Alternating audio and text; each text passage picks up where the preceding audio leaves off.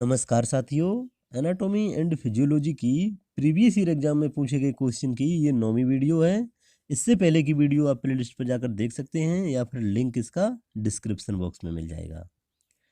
First MCQ है हमारा, which among the following hormone helps in skeletal maturation of foetus. Question में क्या पूछा गया है कि नीचे दिए गए में से कौन सा हार्मोन है जो फीटस के स्केलेटल मैचुरेशन में हेल्प करता है।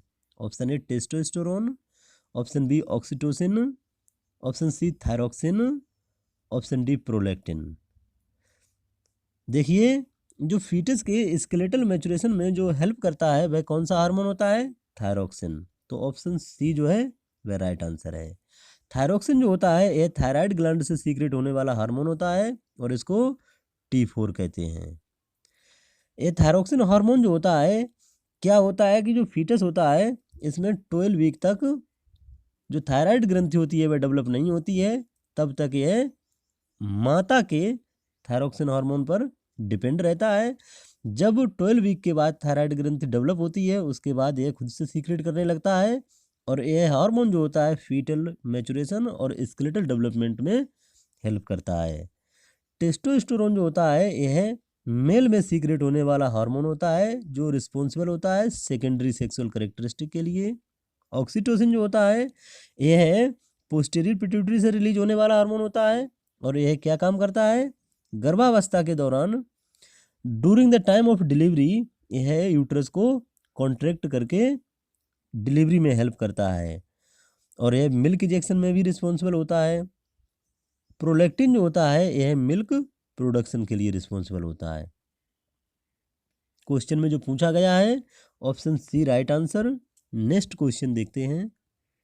नेक्स्ट क्वेश्चन है, which of the part controls eating behaviour. Question में क्या पूछा गया है कि नीचे दिए गए में से कौन सा पार्ट ईटिंग बिहेवियर को कंट्रोल करता है। Option A hypothalamus, option B pituitary gland, option C pineal gland, option D pancreas. देखिए, ये बहुत ही महत्वपूर्ण क्वेश्चन है, इंपॉर्टेंट क्वेश्चन है, क्योंकि ये कई बार एग्जाम में पूछा जाता है और थोड़ा बहुत चेंज करके भी पूछा जाता है इसमें। तो कौन सा पार्ट जो है ईटिंग बिहेवियर कंट्रोल करता है? हाइपोथैलेमस। ऑप्शन ए जो है वह राइट आंसर। और बहुत ही इंपॉर्टेंट रोल होता है हाइपोथैलेमस का। क्या क्या काम होता है? ईटिंग बिहेवियर और थ्रिस्ट दोनों को कंट्रोल करता है। इंपॉर्टेंट काम इसका एक और होता है, बॉडी टेम्परेचर। बॉडी टेम्परेचर को कंट्रोल करना किसका काम होता है? हाइपोथैलेमस का। इमोशनल चेंजेस जो होते हैं जैसे फियर और प्लेजर, ये सभी हाइपोथैलेमस के काम होते हैं। सेक्सुअल बिहेवियर जो होता है ये भी हाइपोथैलेमस का काम होता है। एक काम होता है इसका, जो हार्मोन होते हैं रिलीजिंग और इनहिबिटिंग हार्मोन, उनको भी ये रिलीज करता है। पिट्यूटरी ग्रंथि जो होती है यह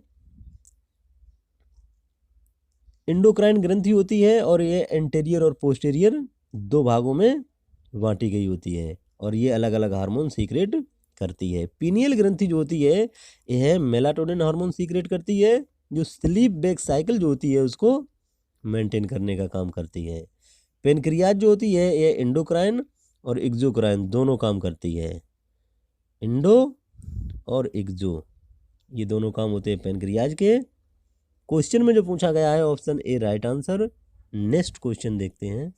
नेक्स्ट क्वेश्चन है, all of the following are neurotransmitters except. Question में क्या पूछा गया है कि नीचे दिए गए सभी न्यूरोट्रांसमीटर हैं एक को छोड़कर। Option A dopamine, option B GABA, option C serotonin, option D troponin. देखिए, क्वेश्चन में जो पूछा गया है, क्या पूछा गया है? न्यूरोट्रांसमीटर सभी हैं एक को छोड़कर। किसको छोड़कर? ट्रोपोनिन को छोड़कर सभी न्यूरोट्रांसमीटर हैं। तो ऑप्शन डी जो है वह राइट आंसर है।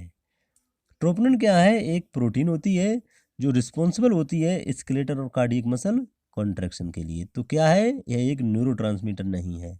Option D right answer. Dopamine जो होता है यह एक न्यूरोट्रांसमीटर होता है और इसका काम क्या होता है? प्लेजर और मोटिवेशन। जो प्लेजर होता है उसमें रिस्पॉन्सिबल होता है, मोटिवेशन के लिए रिस्पॉन्सिबल होता है। गाबा जो होता है इसे गामा अमीनो ब्यूटरिक एसिड कहते हैं और ये एक इनहिबिटरी न्यूरोट्रांसमीटर होता है जो रिड्यूस करता है नर्व एक्साइटेबिलिटी को। सेरोटोनिन जो होता है यह मूड को रेगुलेट करता है और इमोशनल बैलेंस बनाए रखने में ये काम करता है। सेरोटोनिन का लेवल जब अगर कम हो जाता है तो जो व्यक्ति होता है वह डिप्रेशन में चला जाता है, जब सेरोटोनिन का लेवल कम हो जाता है। बहुत ही इंपॉर्टेंट बात है ये, क्वेश्चन में जो पूछा गया है option D right answer. Next question देखते हैं।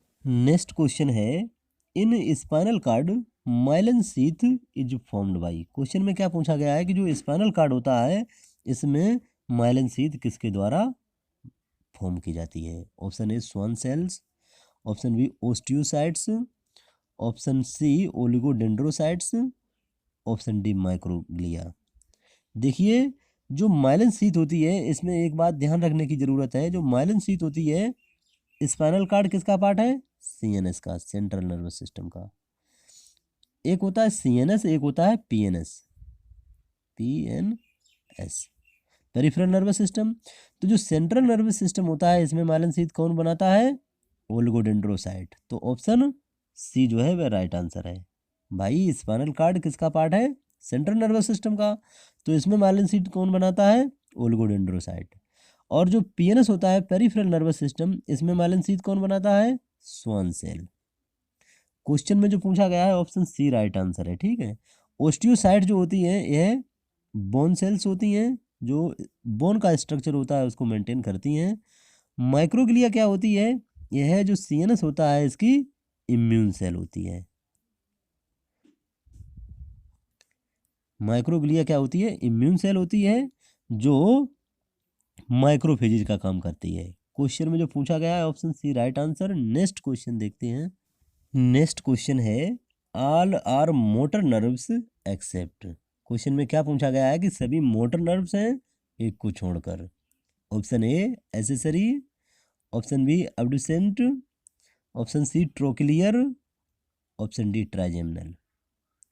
देखिए क्वेश्चन में क्या पूछा गया है कि सभी मोटर नर्व्स हैं एक को छोड़कर, तो किसको छोड़कर सभी मोटर नर्व हैं, ट्राइजेमिनल को। ट्राइजेमिनल क्या है, ये फिफ्थ क्रेनियल नर्व है, और ये क्या है, मिक्स्ड नर्व, क्योंकि ये मोटर भी है और सेंसरी भी है। तो यह ऑप्शन डी जो है वह राइट आंसर है। एसेसरी जो होती है ये कौन सी क्रेनियल नर्व है, 11th क्रेनियल नर्व, यह मोटर नर्व होती है। अब्डुसेंट जो होती है यह 6th क्रेनियल नर्व होती है, 6 जो होती है क्रेनियल नर्व वह अब्डुसेंट होती है, और यह भी मोटर नर्व होती है। ट्रोक्लियर जो होती है यह 4th क्रेनियल नर्व होती है, और यह भी मोटर नर्व होती है। लेकिन ट्राइजेमिनल जो होती है यह मिक्स्ड होती है, ओनली मोटर नहीं होती है, इसलिए ऑप्शन डी जो है वह राइट आंसर है। इसका इम्पोर्टेंट काम होता है फेस स्काल्व और anterior third of the tongue को सेंसरी सप्लाई प्रोवाइड करना। नेक्स्ट क्वेश्चन है Broca's area is in the. Question में क्या पूछा गया है, जो ब्रोकास एरिया होता है वह किस में पाया जाता है। Option A frontal lobe, option B parietal lobe, option C occipital lobe, option D temporal lobe. देखिए जो ब्रोकास एरिया होता है वह किस में पाया जाता है, फ्रंटल लोब में, तो ऑप्शन ए जो है वह राइट आंसर है। ब्रोकास एरिया को ब्रोकास स्पीच एरिया कहते हैं और ये फ्रंटल लोब में पाया जाता है, ऑप्शन ए राइट आंसर है। पैराइटल लोब जो होता है यह पेन और टच के लिए रिस्पॉन्सिबल होता है। ओसिपिटल लोब जो होता है इसमें विजन, जो विजन होता है उसके लिए रिस्पॉन्सिबल होता है। टेम्पोरल लोब जो होता है हियरिंग के लिए रिस्पॉन्सिबल होता है। क्वेश्चन में जो पूछा गया है option A right answer. Next question देखते हैं। नेक्स्ट क्वेश्चन है blind spot is known as. जो ब्लाइंड स्पॉट होते हैं उनको क्या कहा जाता है। Option A macula lutea, option B optic disc, option C fovea centralis, option D none of above. देखिए जो ब्लाइंड स्पॉट होते हैं इनको क्या कहा जाता है, ऑप्टिक डिस्क, तो ऑप्शन बी जो है वह राइट आंसर है। जो ब्लाइंड स्पॉट होते हैं इनको ऑप्टिक डिस्क कहा जाता है। जो ऑप्टिक नर्व होती है, optic nerve exit the retina, जहाँ पर कोई फोटो रिसेप्टर नहीं पाए जाते हैं, इसलिए ब्लाइंड स्पॉट वहाँ पर बनता है, तो इसलिए ऑप्टिक डिस्क को ब्लाइंड स्पॉट कहते हैं। मैकुला ल्यूटिया जो होती है यह येलोइश पार्ट होता है रेटिना का, this is a yellowish area in the retina responsible for sharp vision, macular lutea जो होती है। और फोबिया सेंट्रलिस जो होती है, इसमें हाई मात्रा में यानी हाई कंसंट्रेशन कौन से पाए जाते हैं और जो रिस्पॉन्सिबल होते हैं sharpest vision and colour detection के लिए। क्वेश्चन में जो पूछा गया है option B right answer. Next question देखते हैं।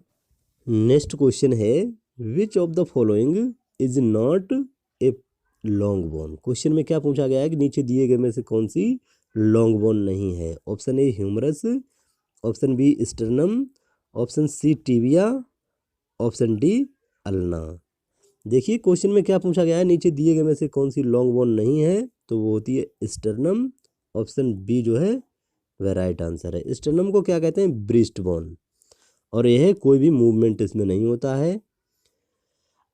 यह क्या करती है, प्रोटेक्शन करती है और provide attachment point for muscle. Protection के साथ साथ इसका बहुत ही इंपॉर्टेंट काम क्या होता है, provide attachment point for muscle. Humerus जो होती है यह अपर आर्म की लॉन्ग बोन होती है। टिबिया जो होती है लेग में पाई जाने वाली लॉन्ग बोन होती है। अल्ना जो होती है यह फोर आर्म में पाई जाने वाली लॉन्ग बोन होती है, लेकिन स्टर्नम जो होती है ये फ्लैट बोन होती है। स्टर्नम जो होती है फ्लैट बोन होती है। ऑप्शन बी जो है वह राइट आंसर। धन्यवाद। अगर वीडियो अच्छी लगी हो तो लाइक कीजिए, चैनल को सब्सक्राइब कीजिए, और भी वीडियो देखने के लिए प्लेलिस्ट आप देख सकते हैं।